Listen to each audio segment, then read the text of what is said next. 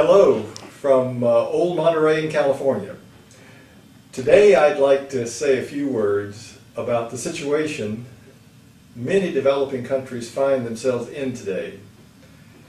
Today there's much disillusionment in developing countries, and maybe especially in Latin America. It's really important for us to understand why things have not worked out the way we all were so hopeful they would 15 years ago. I think the most important thing for us to learn from this past period is that we all continue to believe that democracy is necessary for rapid economic and societal progress. However, we have learned that democracy is not sufficient. It takes more. What really has gone wrong? Democracies have a vulnerability. Certain groups, certain influential groups in democracy can gain disproportionate influence, and they can exploit the minority or the rest of the democracy for their own interests. Political elites can self-perpetuate themselves by supporting business elites that are granted privileges that protect their position. And in return, the business elites support the political elites with financial and political support. And then there's also the technocratic elite that makes the system work, that puts it together, often from relatively plush jobs in the government. They have an interest also in perpetuating the situation. The net result is that there's not much economic progress, and there is, of course, in a democracy, a reaction. And that's a populist reaction. And the populist reaction is, let's just redistribute all the wealth that's being accumulated by the political, business, and technocratic elites. It's not that they have ideas about how to create more economic value, it's a redistribution. So my concern is that developing countries, and maybe in particular in Latin America, are in a period with the risk of oscillating between a protective, business-focused elite and on the other hand a populist, asset redistribution political movement, neither of which leads to rapid economic progress. So, how do we get out of this?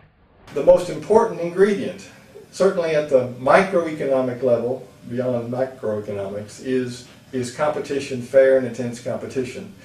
And many markets in most developing countries are severely distorted. There are many distortions that prevent fair and intense competition. One of the most important of these distortions actually is government-owned monopolies. Monopoly has no incentive to innovate. It always has the government standing behind it to subsidize and cover up its mistakes. In the end, there's very little progress. Prices remain high for food and housing, and as a result, people don't prosper. Taxes is a distortion in developing countries. Most of those taxes are actually paid through the large, formal, well-organized, relatively highly productive firms. This is a problem because the competitors of these more productive firms are actually informal firms. The informal firms don't pay the taxes, they're much less productive. Normally you'd expect them to wither away relatively quickly. They don't, however, because it becomes very hard for the more productive firms to price them out of the market, even though they're much more productive. It becomes very hard to price them out of the market because in that selling price, the productive firms have to collect the sales tax, the value-added tax, the employment tax, and then on top of that, whatever money they make in profits is also taxed. And when you add all those taxes together, it becomes very hard for them to price below their informal firms. So as a result, the economies are not evolving from less productive firms to more productive firms, which is the way all countries have to do in order to get rich. In fact, in many developing countries, especially in Latin America, the fraction of people who are working in informal firms is increasing, not decreasing.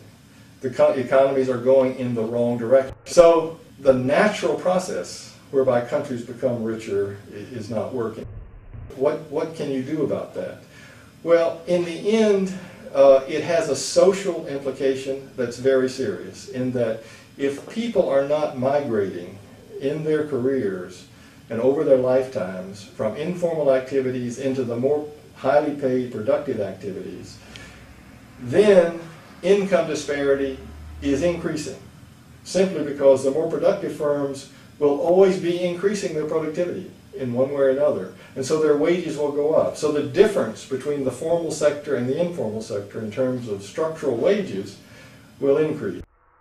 There is no easy, simple way to solve this problem other than to get through it, because all the rich countries have been in the same situation, and they have evolved out of informal activities to the point where virtually everybody works in formal activities.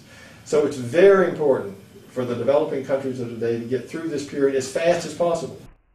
The ultimate way to accelerate this transition is through the increase in the intensity of competition and the fairness of that competition, so that the more productive, highly organized, well-managed firms grow faster, displace their less productive competitors more quickly, so that the whole society reaches the plateau of a high state of economic development as quickly as possible.